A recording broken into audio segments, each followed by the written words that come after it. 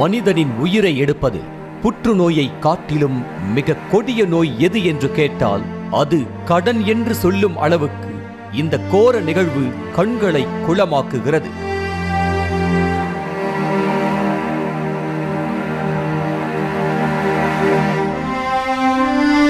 புதுக்கோட்டை மாவட்டம் இளங்குடிப்படி கிராமத்தில் திருச்சி ராமேஸ்வரம் தேசிய நெடுஞ்சாலையில் உள்ள நகரத்தாரர்களுக்கு சொந்தமான சிவமடத்தின் வாசலில் மாருதி சுசுகி வேகன் ஆர் கார் ஒன்று சந்தேகத்திற்கிடமான வகையில் நின்றுள்ளது.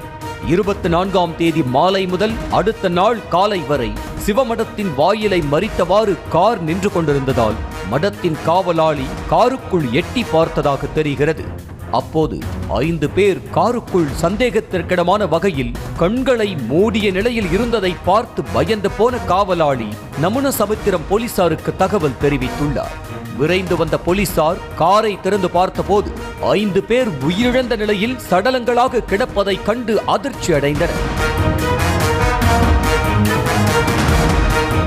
காருக்குள் இருந்து போலீசார் கடிதம் ஒன்றை மீட்ட நிலையில் அது சாதாரண கடிதம் அல்ல, மரண வாக்குமூல கடிதம் என்பது மேலும் அதிர்ச்சியையே உண்டாக்கியது. காருக்குள் சடலங்களாக இருந்தது சேலம் ஸ்டேட் பேங்க் காலனியைச் சேர்ந்த மணிகண்டன், அவரது மனைவி நித்யா, மகன் தீரன், மகள் நிகரிகா மற்றும் மணிகண்டனின் தாயார் சரோஜா என்பதும் கடன் தொல்லை காரணமாக அனைவரும் விஷமருந்தி தற்கொலை செய்து கொண்டதும் தெரிய வந்துள்ளது.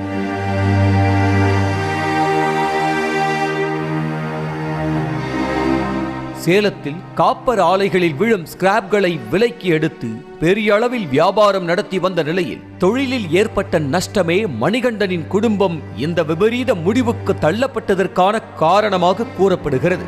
கிருஷ்ணகிரியில் டன் கணக்கிலான ஸ்கிராப்களை கையாளும் குடவுன் அமைத்து வியாபாரம் செய்து வந்த மணிகண்டன் அதை காட்டி பல தனியார் பினான்சியர்களிடம் 4 கோடிக்கு மேலாக கடன் வாங்கிய நிலையில் நஷ்டத்தை எதிர்கொள்ள முடியாமல் வியாபாரம் அடியோடு முடங்கி போக கடன் வாங்கிவிட்டு திருப்பி தராமல் ஏமாற்றியதாக கடன் கொடுத்தவர்கள் புகார் அளிக்க கிருஷ்ணகிரி மாவட்ட குற்றப்பிரிவில் மணிகண்டன் மீது மோசடி வழக்கும் பதிவாகியுள்ளது.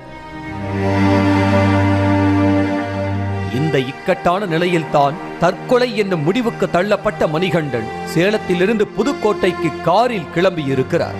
எங்களது சாவுக்கு யாரும் காரணமில்லை, எங்கள் உடலை கூட சொந்த ஊருக்கு கொண்டு சென்று உறவினர்களுக்கு சிரமம் கொடுக்க வேண்டாம் என கடிதத்தில் குறிப்பிட்டுவிட்டு உயிரிழந்தவர்களுக்கு இலவசமாக ஈமச்சடங்குகளை செய்து உடல்களை அடக்கம் செய்து வரும் சிவமடத்தின் வாசலில் மணிகண்டன் குடும்பத்தோடு தற்கொலை செய்து கொண்டதை பார்க்கும்போது நெஞ்சே பதறுகிறது. பொதுவாக விஷம் குடித்து உயிரிழந்தவர்கள் வாயில் நுரை தள்ளியிருக்கும்.